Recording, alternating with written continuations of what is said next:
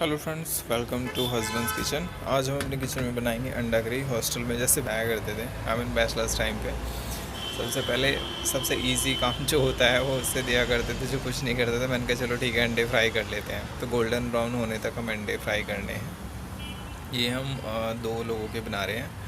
और जो है प्याज जो है वो मोटी मोटी काटनी है यहाँ पे, मतलब लंबे वाली जो काटनी है, या छोटी प्याज जो काटते हैं, मतलब मिक्सी में पीसना वाला सीन नहीं है यहाँ पे। तो उससे थोड़ा ग्रेवी ज़्यादा बनती है। तो इसका सीन ये रहता है कि ये थोड़ी और ज़्यादा क्वांटिटी में हो जाती है, उसे टाइम भी थोड़ा ज़्यादा लगता है। तो हमने मोटे मोटे प्याज काटे हैं यहाँ पे, और खड़े मसालों का यूज़ किया है थोड़ा सा।